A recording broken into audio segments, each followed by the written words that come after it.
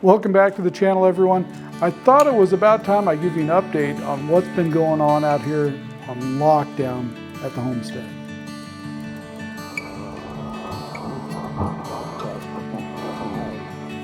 So it's March 27th, it's a Friday. It's my wife's birthday today. Happy birthday, wife. So a few days ago, I don't remember how many days ago, the governor of Oregon came out and announced an executive order. I think it's stay home, stay safe order.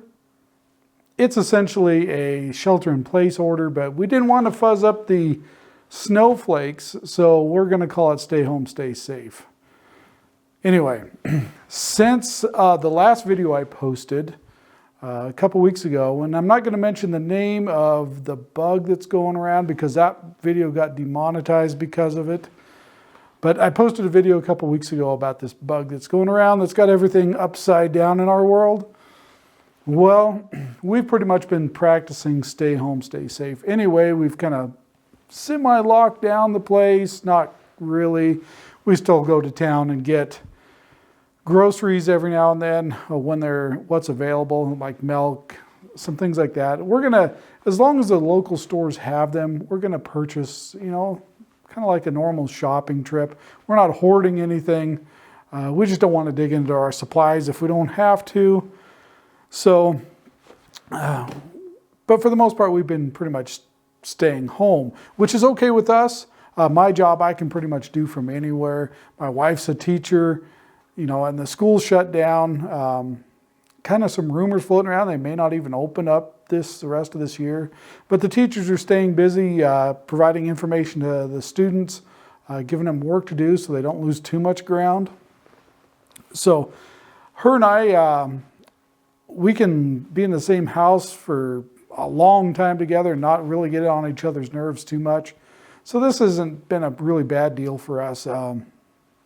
It's been kind of business as usual because we're used to, on a lot of weekends, we just stay home anyway. We don't get out all that much. Rural folks kind of seem to do that anyway. We already kind of practice social distancing on our own. So this order from the governor, I don't think really affected a lot of rural folks all that much. But anyway, we needed to get a couple things for my wife's birthday yesterday. So we ventured out into town and wanted to kind of look around too and see how this is affecting local businesses. Is there still people out and about? And I'm happy to report the town is not a ghost town. Traffic is way lighter than usual. The stores, grocery stores, hardware stores, feed supply stores, they're all still open. And they all had cars in the lots, people going in and out. Again, not as much as usual, but probably the busiest store was the feed supply store. We actually went in and bought a little bit more chicken feed while we were there. And it's kind of funny, some of the employees, even though there's signs posted everywhere about the 6-foot rule, some of the employees are so used to coming up and asking people if they need help or opening doors for folks. The 6-foot rule really wasn't in place all that much with the employees, which I thought was kind of funny. I figured, everybody would be all freaked out and have rings around themselves, stay away from us. But it really wasn't that bad. People kind of acted like they always have. And I think that's something people kind of been, it's a hard habit to break, going up to people, asking them how they're doing, do you need help, shaking hands. Shaking hands in particular is kind of a hard thing. If you've been doing it your whole life, to suddenly stop doing that, it's kind of difficult. So since that last video come out, first 3 or 4 days after I made that video, I was kind of engrossed in what's going on in the news. And at work, I'm getting bombarded with all this information from above, passing out to my employees and getting tons of questions from the employees. So I was pretty engrossed into it. And I'll tell you what, you can really get wrapped up into the news and all the media stuff going on. And that's not to say that there's not a threat out there, but after about day 4, I got fed up and just said, okay, I'm going outside. And since then, I have, even when I'm working, I try not to look at the news sites too much because I have to deal with this stuff all day anyway, all the questions that come up from it. So I've been trying to just stay away from all the news and especially Drudge. I like the Drudge Report, but sometimes, boy, you look on there and all the articles that get posted on there, you would think the end of the world's coming tomorrow. So I try and stay away from that kind of stuff and just go out and enjoy nature. We've been going out pruning trees in our orchard, keeping busy with other stuff around the place, going on UTV rides with the in-laws. We had a good time last weekend, went out into some country real close to our house. I don't know why we've really never explored that area before, but there are some nice old, well, prospects. We'll call them, they weren't really mines, they were prospects. I'm still kind of scratching my head what those were. It looks like it's probably done in the 50s, 60s, maybe some core drilling. I don't know exactly what they were looking for. I didn't really see any vein structures out there. So I don't know if they were looking for maybe a large copper deposit. Above where that area is, there's a large layer of basalt in there, and then the country rocks down below that, and that's what they were digging in. So that was kind of fun. About swamped out the Can-Am going through a creek. Had a good time though, and it was really nice to get out and away from all this news and all this doom and gloom that's going around right now. And it kind of brings me to another point that I've noticed on Facebook since this all came out.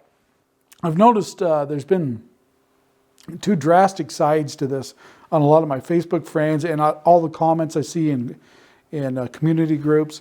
It's either, oh, this is a bunch of malarkey, it's way overblown, they're just trying to get Trump, the Democrats are trying to get Trump with this and destroy the economy. And then you've got this other side over here that is, the world's ending and it's ending right now.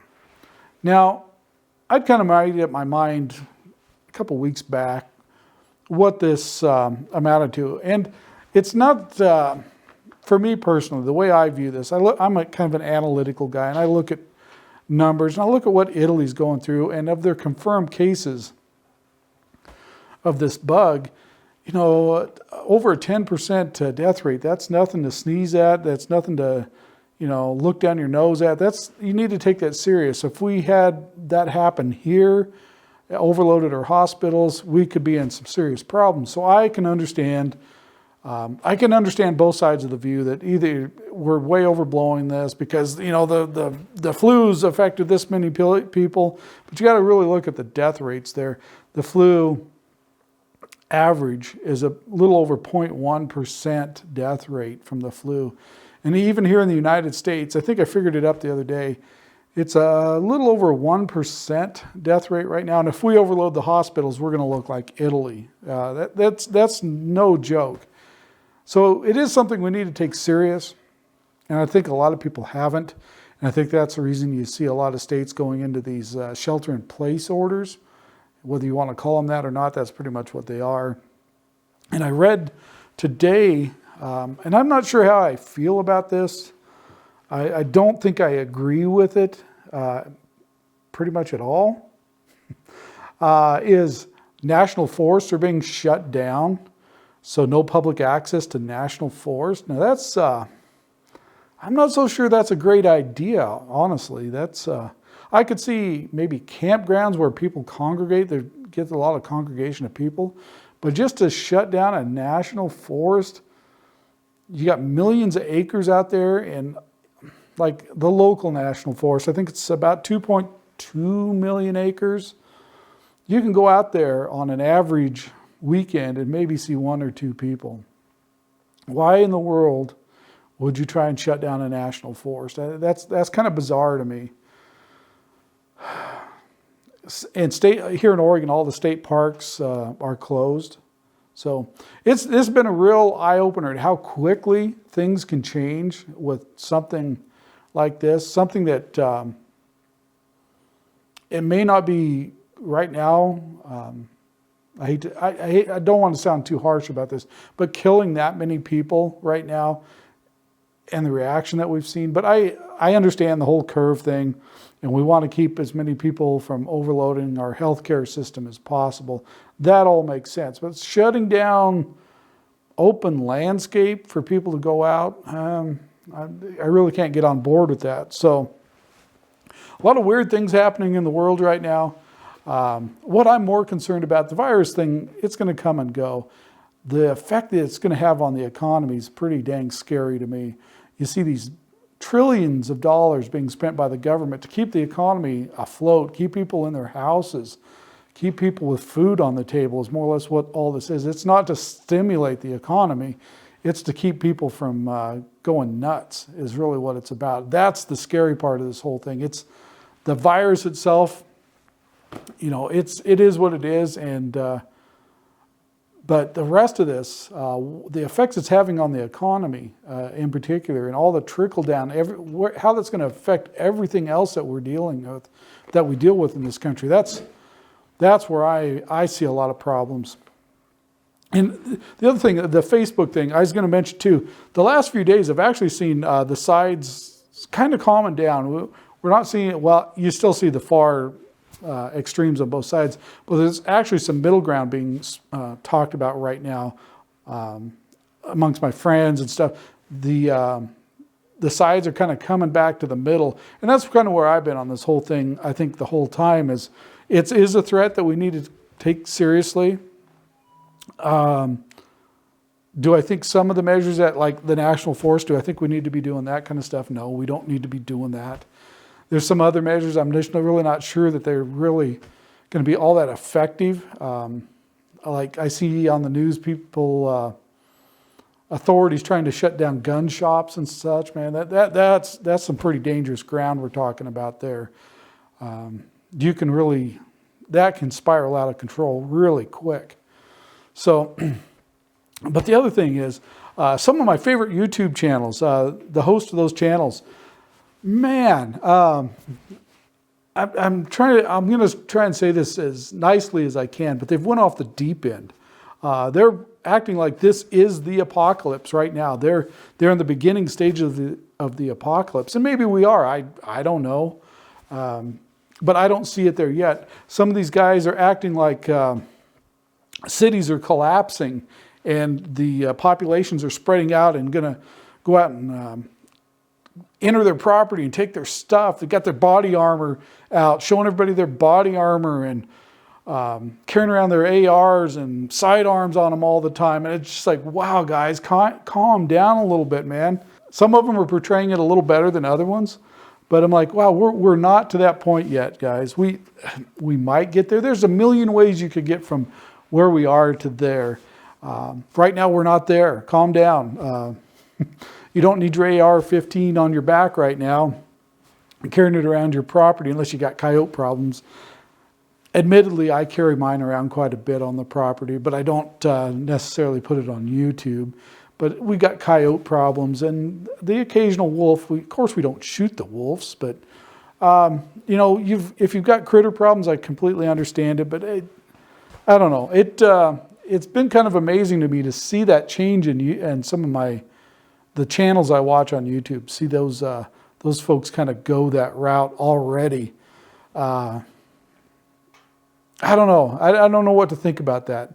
I don't know if I'm just not taking things as serious as I should, but I just don't see the threats that they see, I guess. I see right now that a lot of communities are pretty much pulling together, not breaking apart yet. I hope that stays true. I hope all this free money that the government's printing doesn't create more problems than it solves. And that's one of the things that I also, talking about creating more problems than it solves, is I would hate to be a leader right now for this country, governor, president, or otherwise, is trying to find that line. Where's that line at that this amount of lives lost is acceptable in order to keep the economy going? And that's the decision they're really having to make. You hear Trump talking about it quite often. He's trying to get people back out, and a lot of people say that he's trying to save the election for himself, trying to get the economy going so he has a better chance at an election. And that very well could be, but I think the underlying factor there is keep the economy going so this our society doesn't crumble on itself. Because a lot of the niceties of our society are facade only. And if you take away that facade and get down into the nitty-gritty, there is evil in the world. There's bad people in the world. Not everybody's a good person. And sometimes even good people can do bad things to keep their family going, to keep their family fed, to keep whatever possessions they think are important to them in their grasp. They'll do all kinds of weird things. And I think when we see these quote-unquote stimulus packages coming out, they're not really stimulus packages. They're to keep people fed, keep them in their houses. I think I already mentioned that. Anyway,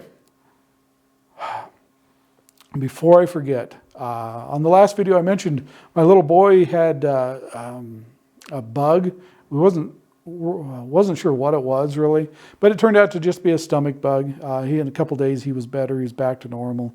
Then my daughter got it. The last few days she's just not felt very good. Today she's doing better. Last night was not good. It kind of the last throes of the sickos, I think, and she finally got that over with. And like I said, today she's feeling mucho better.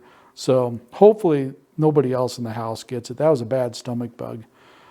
So I think that about wraps it up. We're just doing our thing out here, trying to stay away from as much of the bad news as possible.